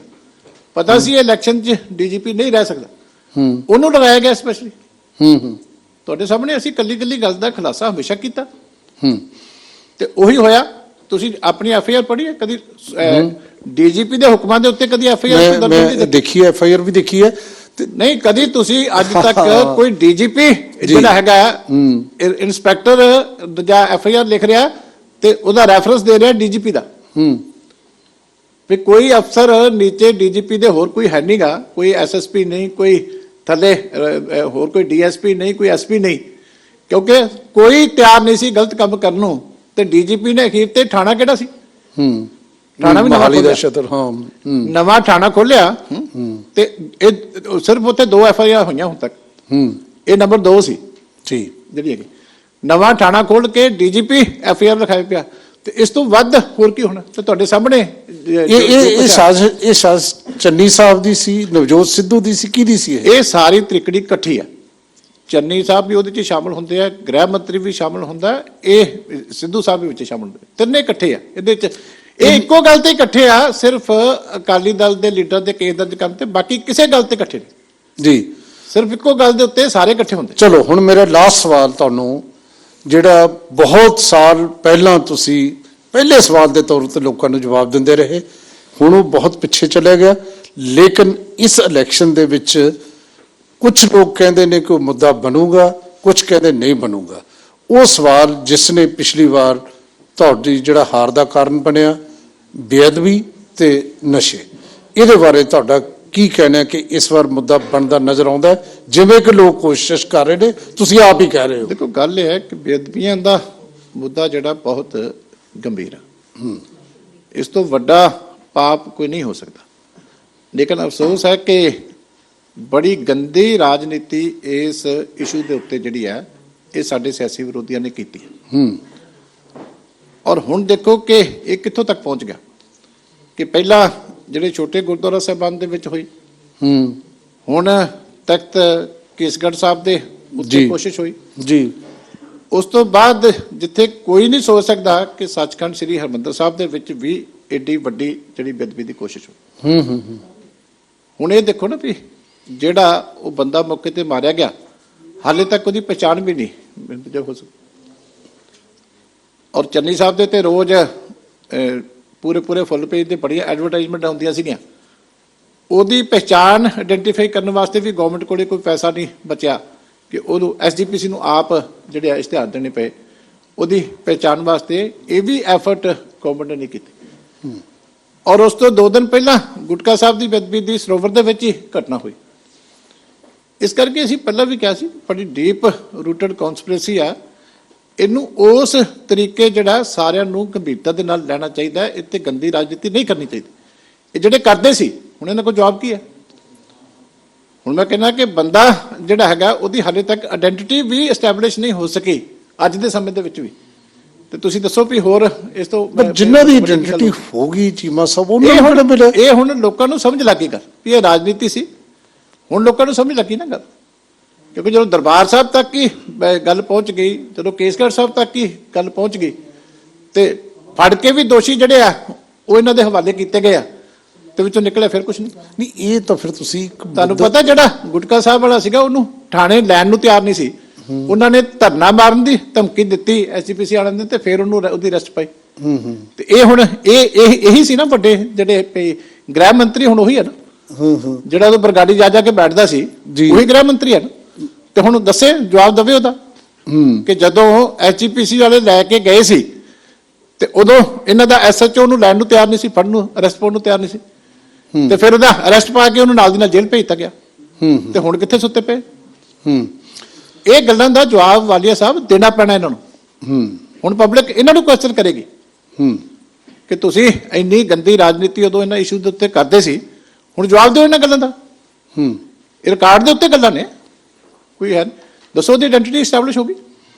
ਸੋ ਤੁਹਾਨੂੰ ਇਉਂ ਲੱਗਦਾ ਕਿ ਬਰਗਾੜੀ ਦਾ ਜ਼ਿਕਰ ਤੁਸੀਂ ਆਪ ਹੀ ਹੁਣ ਕੀਤਾ ਕਿ ਉਹ ਬੇਅਦਬੀ ਦਾ ਮੁੱਦਾ, ਉਹ ਮਾਫੀ ਦਾ ਮੁੱਦਾ ਹੁਣ ਦੋਮ ਹੋ ਗਿਆ। ਇਹ ਮੁੱਦਾ ਕਾਂਗਰਸ ਸਰਕਾਰ ਵੱਲੋਂ ਜਿਹੜੀ ਹੋਇਆ ਇਹ ਤੇ ਸਿਆਸਤ ਹੋ ਰਹੀ ਹੈ, ਇਹੀ ਕਹਿਣਾ ਚਾਹੁੰਦੇ ਤੁਸੀਂ? ਸਿਆਸਤ ਜੇ ਇਹ ਹੁੰਦੇ ਤਾਂ ਬਹੁਤ ਕੁਝ ਕਰਦੇ। ਜੋ ਇਹਨਾਂ ਦੀਆਂ ਹੈਗੀਆਂ ਕਰਤੂਤਾਂ ਤੁਹਾਡੇ ਸਾਹਮਣੇ ਆ, ਇਹਨਾਂ ਨੇ ਕੀਤਾ। ਅਸੀਂ ਉਦੋਂ ਵੀ ਕਹਿੰਦੇ ਸੀ ਕਿ ਇੱਥੇ ਸਾਰਿਆਂ ਨੂੰ ਸਿਰ ਜੋੜਨਾ ਚਾਹੀਦਾ, ਇਹੋ ਜਿਹੇ ਦੁਸ਼ਮਣ ਨੂੰ ਹਰਾਉਣਾ ਹੈ ਤਾਂ ਸਾਨੂੰ ਇਕੱਠੇ ਹੋਣਾ ਚਾਹੀਦਾ, ਸ਼ੁਰੂ ਤੋਂ ਕਹਿੰਦੇ ਸੀ ਅਸੀਂ। ਪਰ ਇਹਨਾਂ ਨੇ ਨਹੀਂ ਦੇਖੀ, ਇਹਨਾਂ ਨੂੰ ਸਿਰਫ ਰਾਜਨੀਤੀ ਦਿਸਦੀ ਸੀ। ਤੁਹਾਨੂੰ ਪਤਾ ਜਾਖੜ ਸਾਹਿਬ ਨੇ ਕਿਹਾ ਸੀ ਕਿ ਸੱਤਾ ਦਾ ਰਾਸਤਾ ਬਰਗਾੜੀ ਸੇ ਆਤਾ, ਯਾਦ ਆ ਨਾ? ਜੇ ਕਾਂਗਰਸ ਦਾ ਪ੍ਰਧਾਨ ਇਹ ਗੱਲ ਕਹਿੰਦਾ ਕਿ ਕਾਂਗਰਸ ਨੂੰ ਸਮਝ ਆਉਣੀ ਚਾਹੀਦੀ ਹੈ ਕਿ ਪੰਜਾਬ ਦੇ ਵਿੱਚ ਸੱਤਾ ਦਾ ਰਸਤਾ ਬਰਗਾੜੀ ਤੋਂ ਹੁੰਦਾ, ਤੇ ਇਹਦਾ ਮਤਲਬ ਕਿ ਤੁਸੀਂ ਇਹਨੂੰ ਯੂਜ਼ ਕਰ ਰਹੇ ਹੋ ਇੱਕ ਪੋਲੀਟੀਕਲ ਟੂਲ ਦੇ ਤੌਰ ਤੇ। ਤੇ ਜਿਹਦਾ ਪ੍ਰਧਾਨ ਔਨ ਰਿਕਾਰਡ ਇਹ ਸਟੇਟਮੈਂਟਾਂ ਦਿੰਦਾ, ਇਹਨਾਂ ਤੋਂ ਤੁਸੀਂ ਕੀ ਆਸ ਕਰਦੇ? ਚਲੋ ਉਹ ਤਾਂ ਕਿਸਾਨਾਂ ਨੂੰ ਵੀ ਦੇਤਾ ਸੀ ਕਿ ਕੈਪਟਨ ਸਾਹਿਬ ਤੇ ਗੱਲਾਂ ਨਹੀਂ, ਤੁਸੀਂ ਕਿਸਾਨਾਂ ਨੂੰ ਤੇ ਗੁਰੂ ਗ੍ਰੰਥ ਸਾਹਿਬ ਵਾਲੇ ਇਸ਼ੂ ਨਹੀਂ ਇਸ਼ੂ ਨਹੀਂ, ਮੈਂ ਜਾਖੜ ਸਾਹਿਬ ਦੀ ਗੱਲ ਕਰ ਰਿਹਾ, ਉਹਨਾਂ ਨੂੰ ਵੀ ਮਿਲਾ ਰਿਹਾ ਮੈਂ। ਜਿਹੜੀ ਇਹ ਬਹੁਤ ਵੱਡੀ ਗੱਲ ਸੀ ਕਿ ਇੱਕ ਪਾਰਟੀ ਦਾ ਪ੍ਰਧਾਨ ਔਨ ਰਿਕਾਰਡ ਇਹ ਕਵੇ ਆਪਣੀ ਪਾਰਟੀ ਦੀ ਮੀਟਿੰਗ ਦੇ ਵਿੱਚ ਵੀ ਉਹ ਰਾਜਨੀਤੀ ਦੁਬਾਰਾ ਕਰੋ, ਵੀ ਪੰਜਾਬ ਦੀ ਸੱਤਾ ਦਾ ਰਸਤਾ ਬਰਗਾੜੀ ਤੋਂ ਹੁੰਦਾ, ਤੁਹਾਨੂੰ ਸਮਝ ਆਉਣੀ ਚਾਹੀਦੀ, ਤੁਸੀਂ ਨਹੀਂ ਕਰ ਰਹੇ ਵੀ ਉੱਥੇ ਰਾਜਨੀਤੀ ਕਰੋ। ਨਹੀਂ, ਇਹ ਸਿਆਸਤ ਤਾਂ ਹੋਈ ਹੈ, ਇਹਦੇ ਵਿੱਚ ਤਾਂ ਕੋਈ ਦੌਰ ਨਹੀਂ, ਲੋਕ ਵੀ ਸਮਝਦੇ ਨੇ ਇਸ ਗੱਲ ਨੂੰ ਕਿ ਸਿਆਸਤ ਹੋਈ ਹੈ। ਦੇਖੋ ਪਿਆਰੇ ਦਰਸ਼ਕੋ, ਤੁਸੀਂ ਚੀਮਾ ਸਾਹਿਬ ਦੀਆਂ ਗੱਲਾਂ ਸੁਣ ਰਹੇ ਹੋ ਔਰ ਤੁਸੀਂ ਲਗਭਗ ਹਰ ਇਸ਼ੂ ਤੇ ਜੋ ਇਲੈਕਸ਼ਨ ਦੇ ਵਿੱਚ ਗੱਲ ਹੋ ਸਕਦੀ ਹੈ, ਜੋ ਮੁੱਦਾ ਬਣ ਸਕਦਾ ਹੈ ਜਾਂ ਜੋ ਇਹਨਾਂ ਨੇ ਕਲੇਮ ਕਰਨਾ, ਕਿਉਂਕਿ ਅੱਜ ਅਸੀਂ ਤਾਂ ਸਿਰਫ ਹਰ ਪੋਲੀਟੀਕਲ ਪਾਰਟੀਆਂ ਨੂੰ ਇਹ ਮੌਕਾ ਦੇ ਰਹੇ ਹਾਂ ਆਪਣੇ ਚੈਨਲ ਤੇ ਕਿ ਤੁਸੀਂ ਆਪਣੀ ਗੱਲ ਕਰੋ, ਤੁਸੀਂ ਕੀ ਚਾਹੁੰਦੇ ਹੋ ਕਿ ਤੁਹਾਨੂੰ ਲੋਕ ਕਿਉਂ ਵੋਟਾਂ ਪਾਉਣ, ਜਾਂ ਤੁਸੀਂ ਕੀਤਾ ਕੀ ਹੈ ਕਲੇਮ ਕਰਕੇ ਆਪਦਾ, ਤੇ ਤਾਂ ਕਿ ਤੁਸੀਂ ਲੋਕ ਜਿਹੜੇ ਸੁਣ ਰਹੇ ਹੋ ਉਹ ਫੈਸਲਾ ਕਰ ਸਕੋ ਕਿ ਕੌਣ ਠੀਕ ਹੈ, ਆਉਣ ਵਾਲੇ ਟਾਈਮ ਦੇ ਵਿੱਚ ਕੌਣ ਤੁਹਾਨੂੰ ਕੁਛ ਨਾ ਕੁਛ ਇਹ ਜੋ ਸਮੱਸਿਆਵਾਂ 'ਚ ਅਸੀਂ ਘਿਰੇ ਹੋਏ ਆ ਇਹ 'ਚ ਰਾਹਤ ਦੇਵੇਗਾ। ਸੋ ਉਸ ਪਾਸੇ ਅਸੀਂ ਚੀਮਾ ਸਾਹਿਬ ਨਾਲ ਗੱਲ ਕੀਤੀ। ਹੁਣ ਚੀਮਾ ਸਾਹਿਬ ਬਿਲਕੁਲ ਲਾਸਟ ਦੇ ਵਿੱਚ ਤੁਹਾਨੂੰ ਇਸ ਗੱਲ ਦਾ ਮੌਕਾ ਹੈ, ਤੁਸੀਂ ਜੋ ਵੀ ਕਹਿਣਾ ਚਾਹੋ ਦਰਸ਼ਕਾਂ ਨੂੰ ਕਹਿ ਸਕਦੇ ਹੋ। ਦੇਖੋ, ਮੈਂ ਤੇ ਸਾਰੇ ਦਰਸ਼ਕਾਂ ਨੂੰ ਇਹੀ ਬੇਨਤੀ ਕਰਦਾ ਕਿ ਹੁਣ ਤੁਹਾਨੂੰ ਜਿਹੜੀ ਹੈ ਅਸਲੀਅਤ ਨੂੰ ਪਹਿਚਾਨਣਾ ਚਾਹੀਦਾ, ਕਿਉਂਕਿ ਪਿਛਲੀ ਇਲੈਕਸ਼ਨ ਦੇ ਵਿੱਚ ਬਹੁਤ ਗਲਤ ਮੁੱਦੇ ਜਿਹੜੇ ਆ ਇਹ ਸਾਡੇ ਦੋਨੇ ਵਿਰੋਧੀਆਂ ਨੇ, ਕਾਂਗਰਸ ਨੇ ਵੀ ਤੇ ਆਮ ਆਦਮੀ ਪਾਰਟੀ ਨੇ ਵੀ ਪੇਸ਼ ਕੀਤੇ ਸੀ। ਪਰ ਹੁਣ ਅੱਜ ਇਹ ਦੋਵੇਂ ਪਾਰਟੀਆਂ ਜਿਹੜੀ ਰਾਜ ਭਾਗ ਦੇ ਵਿੱਚ ਸੀ ਉਹ ਵੀ ਆਪਣੇ ਫਰਜ਼ ਨਹੀਂ ਨਿਭਾ ਸਕੀ, ਔਰ ਜਿਹੜੀ ਆਪੋਜੀਸ਼ਨ ਸੀ ਉਹ ਬਿਲਕੁਲ ਹੀ ਫੇਲ ਹੋ ਗਈ। 20 MLA ਜਿੱਤੇ ਤੇ 12 ਕਾਂਗਰਸ ਚਲੇ ਗਏ। ਇਸ ਕਰਕੇ ਇਹਨਾਂ ਦੀਆਂ ਗਰੰਟੀਆਂ ਤੇ ਤੁਸੀਂ ਇਤਬਾਰ ਨਹੀਂ ਕਰ ਸਕਦੇ। ਜਿਨ੍ਹਾਂ ਦੇ ਲੀਡਰਾਂ ਦੀ ਕੋਈ ਗਰੰਟੀ ਨਹੀਂ ਹੁੰਦੀ ਉਹਨਾਂ ਦੀਆਂ ਅੱਗੋਂ ਗਰੰਟੀਆਂ ਤੇ ਤੁਸੀਂ ਇਤਬਾਰ ਨਹੀਂ ਕਰ ਸਕਦੇ। ਇਸ ਕਰਕੇ ਹੁਣ ਅਸਲੀਅਤ ਨੂੰ ਪਹਿਚਾਨੋ, ਫਿਰ ਪੰਜਾਬ ਨੂੰ ਅਮਨ, ਸ਼ਾਂਤੀ, ਖੁਸ਼ਹਾਲੀ ਤੇ ਸਾਂਝੀਵਾਲਤਾ ਦੇ ਰਸਤੇ ਤੇ ਲੈ ਕੇ ਜਾਣ ਵਾਸਤੇ, ਦੁਬਾਰਾ ਖੁਸ਼ਹਾਲੀ ਵਾਲੇ ਪਾਸੇ ਵਿਕਾਸ ਦੇ ਰਾਹ ਤੇ ਲੈ ਜਾਣ ਵਾਸਤੇ ਸਾਡਾ ਸਾਥ। ਬਹੁਤ ਧੰਨਵਾਦ ਜੀ। ਸ਼ੁਕਰੀਆ ਚੀਮਾ ਸਾਹਿਬ, ਬਹੁਤ ਬਹੁਤ ਸ਼ੁਕਰੀਆ ਤੁਹਾਡਾ।